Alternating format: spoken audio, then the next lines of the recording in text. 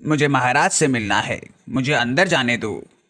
ठीक है, आप वहीं ठहरिए, हम अभी महाराज को पूछ के आता हूँ। बड़े पंडित आपसे मिलना चाहते हैं। आइए पंडित जी, आपका हमारे दरबार में स्वागत है। बताइए हम आपकी क्या सेवा कर सकते हैं। आप मेरे लिए रहने का प्रबंध कीजिए, मैं आपके नगर में 1 सप्ताह रुकूंगा। पंडित जी क्षमा करें, हम आपके रहने का अच्छे से अच्छा प्रबंध करेंगे। આપણે નગરમાં એક बड़े पंडित आए हैं।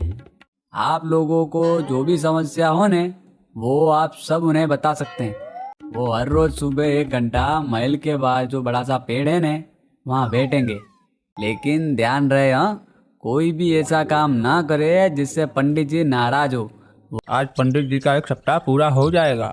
भगवान का लाख लाख शुक्रिया कि पंडित जी नाराज नहीं हुए। उस दिन राजा ने गुप्त वेश बनाकर पंडित जी जहाँ जा रहे थे वहाँ देखने गए।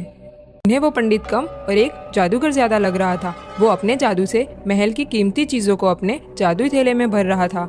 ओ दुष्ट जादूगर, तुम एक पंडित का वेश बना के सबको लूटने आए हो।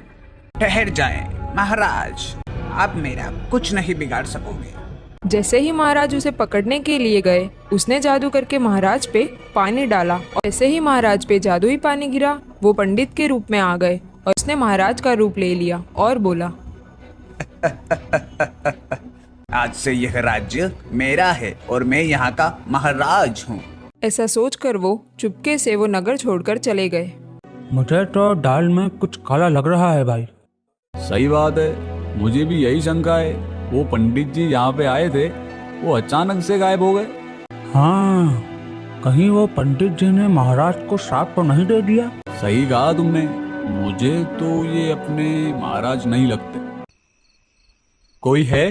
कृपया दरवाजा खोलिए। प्रणाम चाचा, मुझे आज रात यहाँ रहने की अनुमति देंगे? आ जाओ बेटा, यहाँ बैठो। चाचा बहुत शुक्रिया, लेकिन आप अकेले क्यों रहते हो?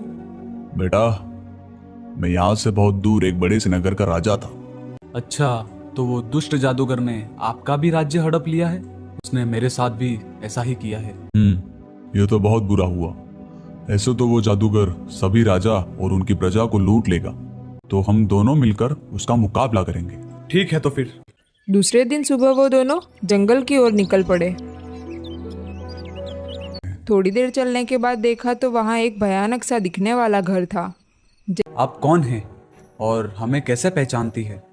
दुष्ट जादूगर ने मुझे अपनी जादुई विद्या सिखाने की लालच दी और मुझे यहाँ पे कैद करके रखा है। तुम कब से इस जादूगर की कैद में हो और तुम्हें छुड़ाने कोई क्यों नहीं आया? उसने सबको धमकी दी थी, अगर कोई उसके पीछे आया तो वो मुझे और मेरे परिवार को मार डालेगा। वो जादूगर जब भी यहाँ आता था, वो अपने जादुई थैले में से काफी सारे सोना चांदी और कीमती चीजें लाता था।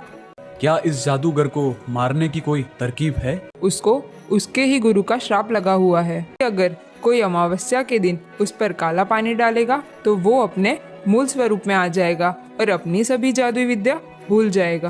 महाराज और चाचा काला पानी ढूंढने निकल जाते हैं। अरे, आप इस रास्ते कहाँ जा रहे हो? क्या आप हमारी मदद कर सकते हो? ठीक है। और एकदम से जहाँ पानी दिख रहा था वहाँ रास्ता हो गया। महाराज और चाचा उस रास्ते पे आगे चलने लगे। अचानक से वो काला भयानक कौवा वहाँ आ गया। आप बार बार हमें क्यों रोकते हो?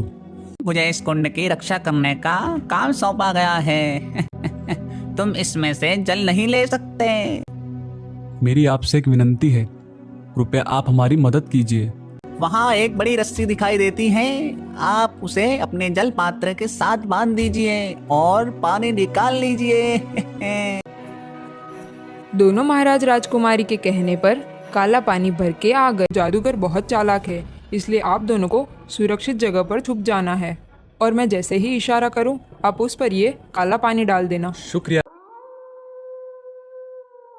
जब अमावस्या पर वो जादूगर अपनी शक्तियां बढ़ाने के लिए जैसे ही ध्यान में बैठा, राजकुमारी ने दूर छिपे हुए महाराज को इशारा किया कि सभी जादुई विद्या चली गई थी और दोनों महाराज और राजकुमारी उसके चंगुल में से छूट गए थे।